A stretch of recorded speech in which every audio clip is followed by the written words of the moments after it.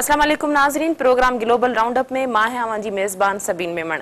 नाजरीन, global roundup programme में असां ताईं पहुचाईंदा आहियूं नेशनल ऐं इंटरनेशनल लेवल ते थींदड़ तज्ज़ियनि ऐं तबसरनि जे हवाले सां मुख़्तसिर रिपोर्टूं। इन प्रोग्राम में असां नेशनल इंटरनेशनल मीडिया जी हेडलाइंस रहंदड़ ख़बरुनि जे हवाले सां तव्हांखे आगाही पिणु ॾींदा आहियूं ऐं इन सां गॾोगॾु असां उन्हनि ख़बरुनि खे पिणु पंहिंजे प्रोग्राम जो हिसो बणाईंदा आहियूं जेकी तमामु घणियूं अहम रहियूं हुजनि। अॼोके ग्लोबल राउंड प्रोग्राम में असां ज़िक्र कंदासीं सऊदी अरब में पेश आयल हिकु अफ़सोसनाक वाक़िए जे हवाले सां।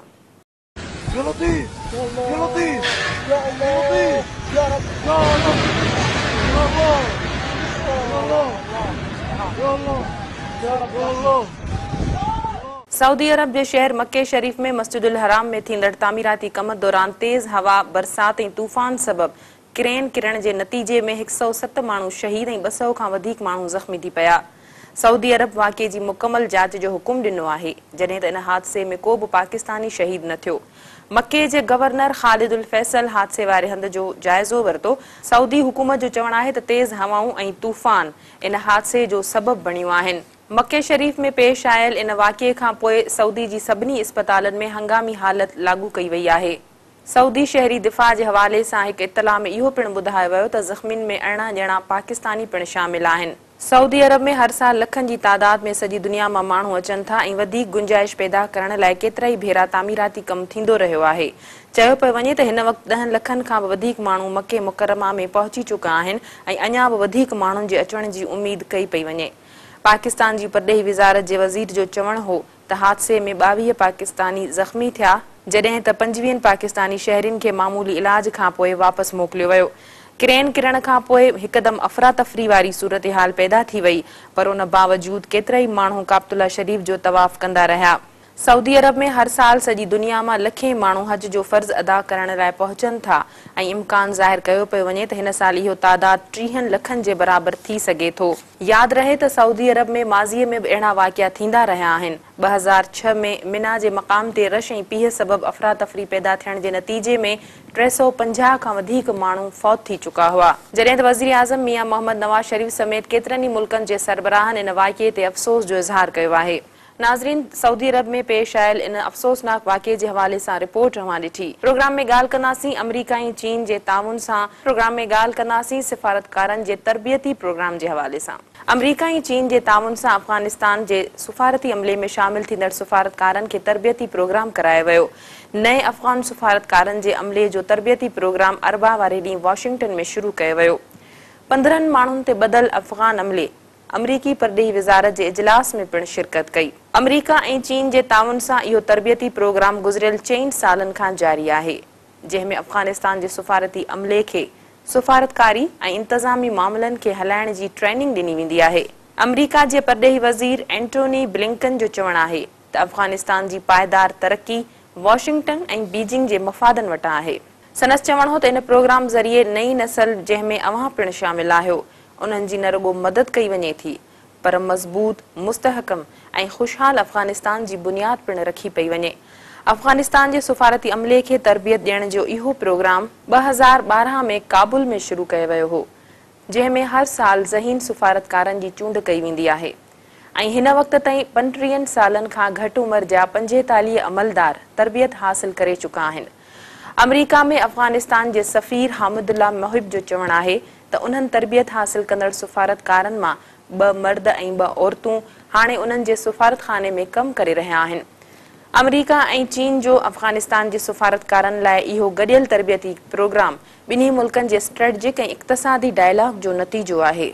अमरीका में चीन जे सफ़ीर सुई टिनकाई चीनी परॾेही विज़ारत पारां लिखियल बयान पढ़ंदे चयो त इहो अमरीका ऐं चीन जे विच में बहितरीन क़िस्म जो ताउन आहे।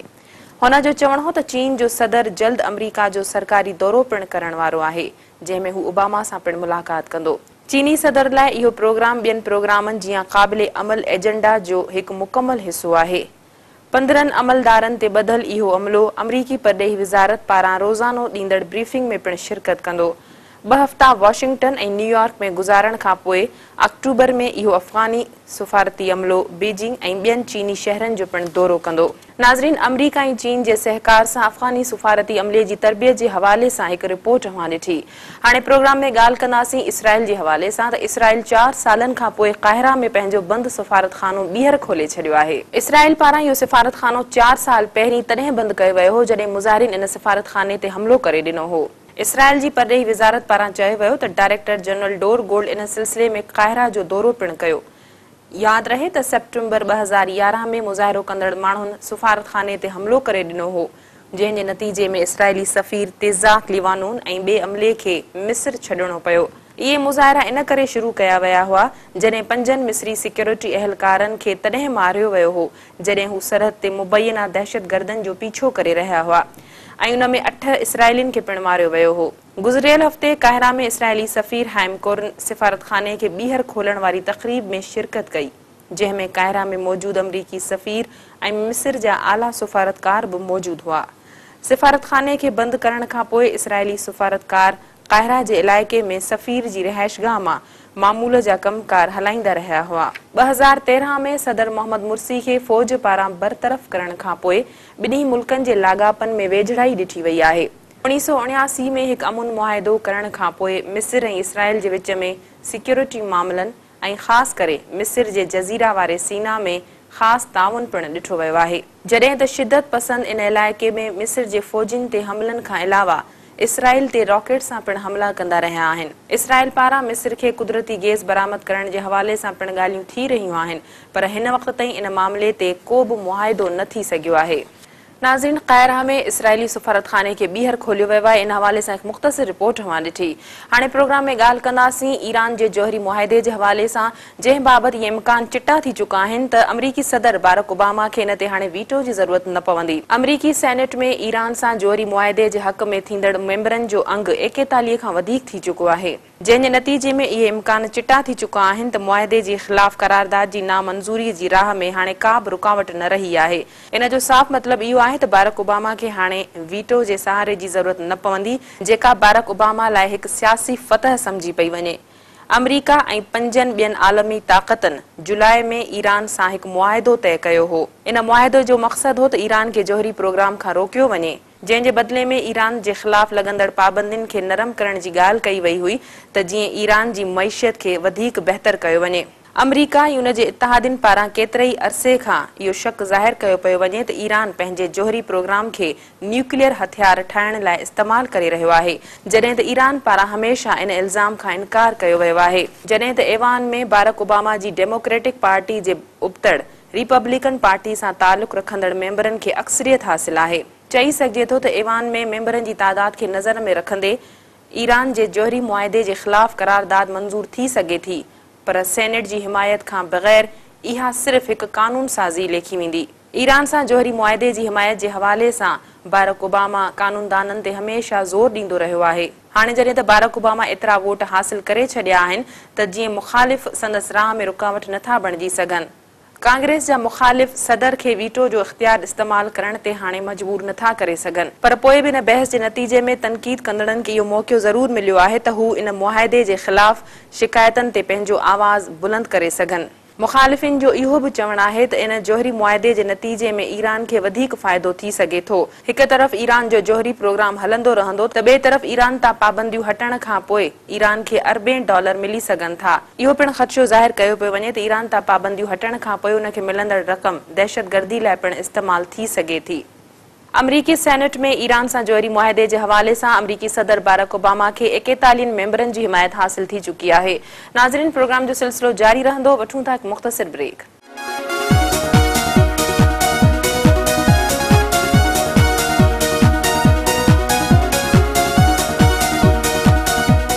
वेलकम बैक नाज़रीन। नाज़रीन, हाणे प्रोग्राम में ॻाल्हि कंदासीं ईरान जे सदर पारां शाम में हलंदड़ जंग में किरदार अदा करण जी।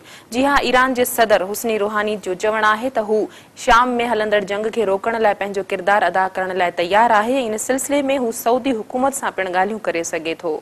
ईरान जे सदर जो चवणु आहे त संदसि मुल्क शाम में हलंदड़ जंग जे हल जे लाइ अमरीका ऐं सऊदी अरब सां ॻाल्हियूं करे सघे थो। तेहरान में ऑस्ट्रिया जे सदर बेंस फिशर सां थींदड़ मुलाक़ात खां पोइ प्रेस कॉन्फ्रेंस में सदर रूहानी जो चवणु हो त अगरि सऊदी अरब ऐं अमरीका सां ॻाल्हि ॿोल जे ज़रिए शाम में हलंदड़ जंग ख़तम थी सघे थी या इन जो को नतीजो निकिरी सघे थो त हू इन लाइ ॻाल्हाइण लाइ तयार आहिनि। संदसि चवणो त जेकॾहिं ॻाल्हियुनि जे ज़रिए को नतीजो निकिरी सघे थो ऐं ॻाल्हियुनि जे ज़रिए जेकॾहिं शाम में मज़बूत ऐं जमहूरी हुकूमत जे क़याम जी उमीद नज़र अचे थी त ईरान ख़िते जे मुल्कनि खां अलावा बैन अल-अक़वामी ताक़तनि सां बि इन मौज़ू ते ॻाल्हाइण लाइ तयार आहे। संदसि चवणो त हू चाहिनि था त शाम में अमुन क़ाइमु थिए। इन लाइ हू ॻाल्हियुनि ते राज़ी थिया आहिनि जेका साणनि इस्लामी ऐं इंसानी रिवायतनि सां लाॻापे खे ज़ाहिर करे थो। याद रहे त ईरान शाम जे सदर बिशार अल असद जी हुकूमत जो सभ खां वॾो इत्तेहादी रहियो आहे जेको गुज़िरियल 4 सालनि खां हलंदड़ जंग जे दौरान ईरान खे हर मुमकिन सफ़ारती ऐं फ़ौजी मदद पिण ॾींदो रहियो आहे। जॾहिं त ओलह जे मुल्कनि पारां इहे इल्ज़ाम पिण लॻंदा रहिया आहिनि त ईरानी फ़ौज शाम में सदर बिशार अल असद जे हामी फ़ौजियुनि सां गॾु मिली करे सुन्नी बाग़ियुनि जे ख़िलाफ़ वेढ़ में हिसो वठी रहिया आहिनि, पर ईरान पारां हमेशह इन इल्ज़ाम खे रद्द कयो वियो आहे। जॾहिं त ईरान जी शिया हुकूमत पंहिंजे ख़िते में सभ खां वॾे हरीफ़ सऊदी अरब ऐं अमरीका खे सदर असद जे मुख़ालिफ़ बाग़ियुनि ऐं शिदत पसंदनि खे मदद मोकिलण जे हवाले सां शाम खे गैर मुस्तहकम करण जो इल्ज़ाम पिण हणंदो रहियो आहे। जॾहिं त ईरान पारां हमेशह इहो इल्ज़ाम लॻायो वेंदो रहियो आहे त सऊदी अरब ऐं अमरीका पारां सदर असद जे मुख़ालिफ़ बाग़ियुनि ऐं शिदत पसंद विढ़हाकनि खे मदद फ़राहम करे शाम खे गैर मुस्तहकम करण जी कोशिश थी रही आहे।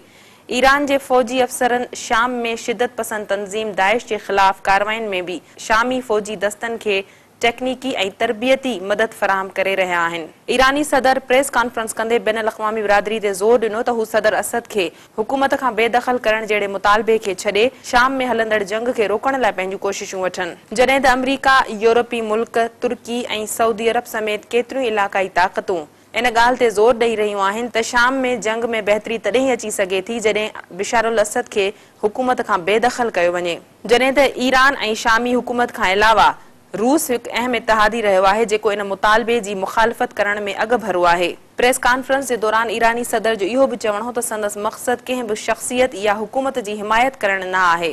संदसि चवणो हो त शाम जी अवाम हिन वक़्तु बेघरी ऐं क़त्ल गारत जहिड़नि मसइलनि खे मुंहुं ॾेई रही आहे। अहिड़े मौक़े ते इन तरह जा मुतालबा कंहिं बि रीति जाइज़ नथा चई सघजनि।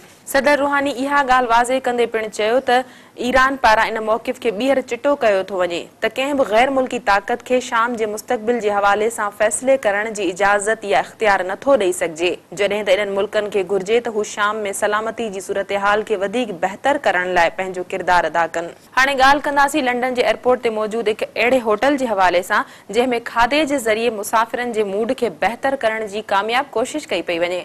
जी हा, लंडन जे एयरपोर्ट ते मुसाफ़िरनि खे खाधे जे ज़रिए उन्हनि जे मूड ऐं मिज़ाज खे तब्दील कयो थो वञे।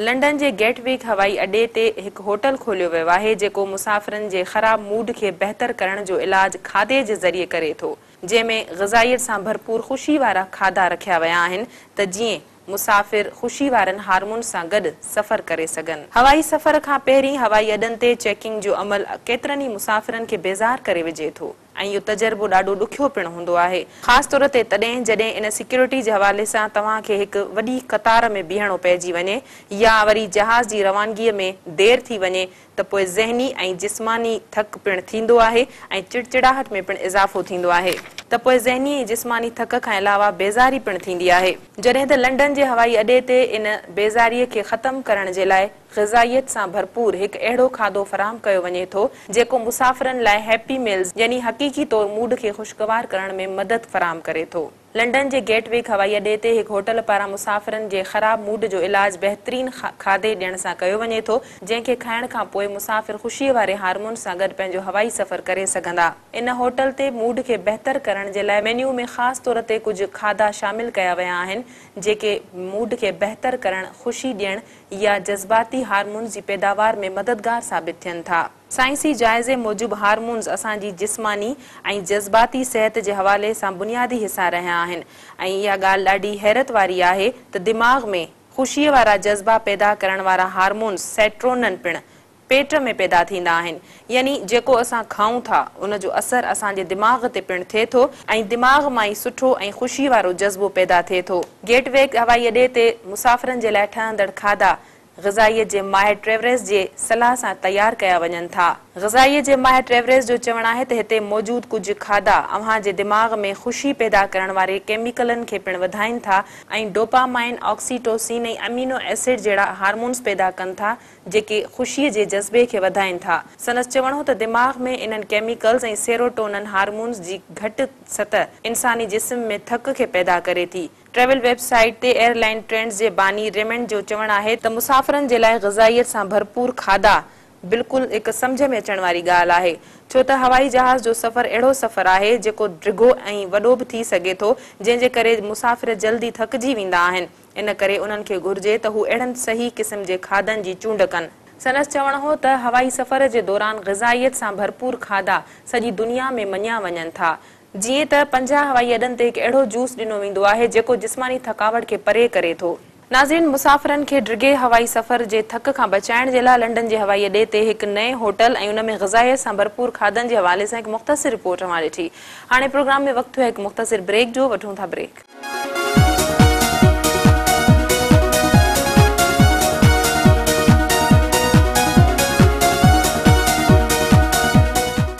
वेलकम बैक नाज़रीन हाणे प्रोग्राम में ॻाल्हि कंदासीं बर्तानिया सां तालुक़ रखंदड़ मलका एलिज़ाबेथ जे हवाले सां। मलका एलिज़ाबेथ बर्तानवी शहनशाहीअ जे 1000 सालनि जी हुकूमत में वधीक वक़्तु रहंदड़ मलका जो एज़ाज़ हासिल करे वरितो आहे। मलका एलिज़ाबेथ पंहिंजे डिघे इक़्तिदार में हिकु ॿियो दौर पार करे वरितो आहे। खेसि बर्तानवी शहनशाहीअ जे 1000 सालनि खां वधीक अरसे जी सभ खां वधीक तख़्त ते रहंदड़ मलका जो एज़ाज़ हासिल थियो आहे। मलका एलिज़ाबेथ सेकेंड जे हुकूमती दौर खे 9 सेप्टेम्बर ते लंडन जे मक़ामी वक़्त मूजिब शाम जो 5:30 ते 63 साल 7 महीना ऐं 2 ॾींहं पूरा थिया ऐं हूअ बर्तानवी तख़्त ते वधीक वक़्तु राज करण वारी मलिका बणिजी चुकी आहे। बर्तानिया ते डिघी बादशाहत जो हाणोको रिकॉर्ड इन खां 3 नसल पहिरीं परॾाॾी मलका विक्टोरिया खे हासिल हो, पर अरबा वारे ॾींहुं मलका एलिज़ाबेथ सेकेंड न रुगो मलका विक्टोरिया जी वॾी हुक्मरानीअ जे इन रिकॉर्ड खे टोड़ियो पर हुन डिघी तरीन बादशाहत जी हिकु तारीख़ पिणु लिखी आहे। 99 सालनि जी मलका एलिज़ाबेथ खे पंहिंजे पीउ या ॾाॾा सां मुक़ाबले जे हवाले सां का बि दिलचस्पी न आहे। मलका एलिज़ाबेथ इहो ॾींहुं तमामु घणी सादगीअ सां पंहिंजे घर में ई गुज़ारियो। उन खां अलावा उन ॾींहं जी यादि में स्कॉटलैंड में हिकु अवामी तक़रीब में पिणु शिरकत कई।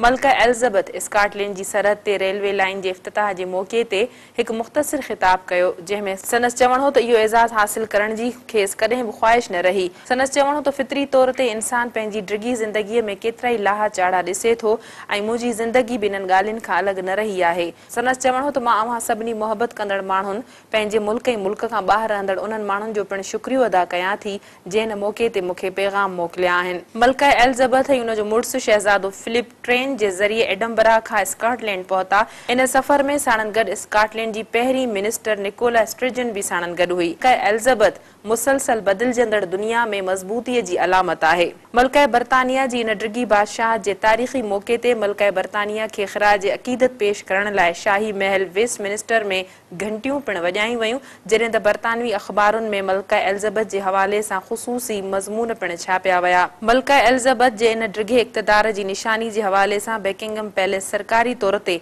मलका जी हिकु अहिड़ी तस्वीर जारी कई आहे जंहिंमें मलका महल जे उन कमरे में वेठल आहे जंहिंमें हूअ वज़ीर आज़म बर्तानिया डेविड कैमरून ऐं ॿियनि सरबराहनि सां मुलाक़ातूं कंदी आहे। मलका एलिज़ाबेथ जो पूरो नालो एलिज़ाबेथ एलेक्जेंडर मैरी विंडसर आहे। मलका एलिज़ाबेथ 21 अप्रैल 1926 में मई में फेयर लंडन में पैदा थियूं। संदन वालिद जो नालो एल्बर्ट फ्रेडरिक आर्थर जॉर्ज हो जंहिंखे किंग जॉर्ज टे जे नाले सां सुञातो वेंदो आहे। मलका एलिज़ाबेथ पंहिंजे वालिद जी वफ़ात खां पोइ 6 फरवरी 1952 में बादशाहत वारे तख़्त ते वेठी। हूअ बर्तानिया जी तारीख़ जी 40 हुक्मरान ऐं 6 मलिका आहे। जॾहिं विलियम फातेह 1000 साल पहिरीं बर्तानिया जो तख़्त हासिल कयो तॾहिं खां हिन वक़्त ताईं मलका एलिज़ाबेथ बर्तानिया जी 40 हुक्मरान ऐं 6 रहंदड़ मलिका आहे। मलिका एलिज़ाबेथ जी प्रिंस फिलिप सां शादीअ खे 67 साल गुज़री चुका आहिनि। शहज़ादे फिलिप सां मलिका एलिज़ाबेथ जी शादी 20 नवंबर 1947 में थी हुई। मलिका एलिज़ाबेथ न रुगो बर्तानिया पर चर्च ऑफ इंग्लैंड जूं सरबराह पिण आहिनि। मलिका बर्तानिया पंहिंजे हुकूमती दौर में बर्तानिया में 12 वज़ीर आज़म, 12 अमरीकी सदर ऐं 7 पोप ॾिठा। मलिका एलिज़ाबेथ खे 20 डिसंबर 2007 में बर्तानिया जी वॾी उमिरि वारी मलिका हुअण जो पिण एज़ाज़ हासिल थियो। इन खां पहिरीं इहो एज़ाज़ मलिका विक्टोरिया वटि हो, जेका 81 सालनि जी उमिरि में वफ़ात करे वई। सऊदी अरब जे किंग अब्दुल्ला जी वफ़ात खां पोइ मलिका बर्तानिया दुनिया जी वॾी उमिरि वारी हुक्मरान पिण बणिजी चुकी आहे। मलिका एलिज़ाबेथ पंहिंजे ड्रिगे हुक्मरानी वारे दौर में हिन वक़्त ताईं पार्लियामेंट सां 62 भेरा ख़िताब करे चुकी आहे, जॾहिं त हूअ पार्लियामेंट जे सभिनी इजलासनि में शिरकत पिण कंदी रही आहे, सिवाइ 1959 ऐं 1963 में, जॾहिं खेसि पंहिंजनि ॿारनि एंड्रयू ऐं एडवर्ड जी पैदाइश थी। मलिका एलिज़ाबेथ तारीख़ में सभ खां वधीक सफ़र कंदड़ मलिका पिण आहे। हिन वक़्त ताईं मलिका एलिज़ाबेथ 116 मुल्कनि जो दौरो कयो आहे ऐं साल में संदसि मसरूफ़ियतनि जे काथे जो त अंदाज़ो ई नथो लॻाए सघिजे। 1955 में मलिका एलिज़ाबेथ बर्तानवी सरबराह जी हैसियत सां नॉर्वे जो दौरो कयो हो ऐं आख़िरी दौरो वेझड़ाईअ में जून में जर्मनी जो कयईं। मलिका एलिज़ाबेथ 600 खां वधीक इदारनि ऐं तंज़ीमनि जी अॻुवाण पिण आहे। मलिका एलिज़ाबेथ जूं 2 सालगिरहूं मनाई वेंदियूं आहिनि। हिकु ॾींहुं उहो जंहिं ॾींहुं हूअ पैदा थियूं, यानी 21 अप्रैल ते, जेको सालगिरह जो ॾींहुं हू सादगी सां मनाईंदी आहे, ऐं सरकारी तौर ते जून जे पहिरें हफ़्ते ते मलिका एलिज़ाबेथ जी सालगिरह मनाई वेंदी आहे। मलिका एलिज़ाबेथ ॿी आलमी जंग दौरान पिण पंहिंजूं ख़िदमतूं सरअंजाम ॾिनियूं हुयूं। मलिका विक्टोरिया तख़्त 18 सालनि जी उमिरि में हासिल कयो, जॾहिं त मलिका एलिज़ाबेथ 25 सालनि जी उमिरि में तख़्त ते वेठी। मलिका एलिज़ाबेथ अॼु बि पार्लियामेंट जी सालियाना तक़रीब में शिरकत जे लाइ उन ई बगीअ जो इस्तेमालु कंदी आहे, जंहिं जो इस्तेमालु मलिका विक्टोरिया कंदी रही। स्कॉटलैंड में मौजूदु महल, जंहिं में मलिका अक्सर छुटियूं गुज़ारण लाइ वेंदी आहे, मलिका जो पसंदीदा घर आहे, जंहिंखे मलिका विक्टोरिया ख़रीद कयो हो। चयो वेंदो आहे त मलिका विक्टोरिया जो दौर बर्तानिया जो हिकु अहिड़ो दौर लेखियो वेंदो आहे जंहिं में मुल्क तरक़ी कई ऐं दुनिया में बर्तानिया जी हुक्मरानीअ जो राज रहियो। इहो पिण चयो वेंदो आहे त उन वक़्तु सियासत ऐं मईशत ते मर्द हावी हुआ ऐं औरतूं सिर्फ़ घरनि ताईं महदूद रहियूं ऐं घर जूं ज़िमेदारियूं संभालींदियूं हुयूं। पर मलिका विक्टोरियन जी बेनिस्बत जॾहिं मलिका एलिज़ाबेथ तख़्त संभालियो त खेसि विरासत में जंग, मुश्किलूं ऐं समाजी मसइलनि खे मुंहुं ॾियणो पियो। विक्टोरियन दौर में बर्तानिया ईसाई रियासत सम्झो वेंदो हो, पर मलिका एलिज़ाबेथ जे हुक्मरानी वारे दौर में अॼु मुल्क में सकाफ़ती मुआशरे जे हवाले सां मुख़्तलिफ़ अक़ीदनि सां तालुक़ रखंदड़ माण्हू रहनि था, जिते अक्सर औरतूं ख़ुदि मुख़्तियार सम्झियूं वञनि थियूं ऐं मलिका बर्तानिया इन्हनि औरतुनि जे लाइ हिकु रोल मॉडल जी हैसियत रखे थी। नाज़रीन, बर्तानिया जी मलिका एलिज़ाबेथ बर्तानिया ते ड्रिगी बादशाहत कंदड़ औरत जो एज़ाज़ माणे वरितो आहे। हाणे ग्लोबल राउंड प्रोग्राम जो वक़्त ते पुॼाणी ते पहुचे थो। हिन प्रोग्राम में असां कोशिशि कई त हफ़्ते में जेके बि इंटरनेशनल ऐं नेशनल लेवल ते ब्रेकिंग न्यूज़ या तदसिया तबसरा हुआ, उन्हनि जो मुख़्तसिर जाइज़ो अवां ताईं पहुचायूं। ईंदड़ प्रोग्राम ताईं पंहिंजी मेज़बान सबिन मेमण खे ॾींदा इजाज़त। अल्लाह वाहिद।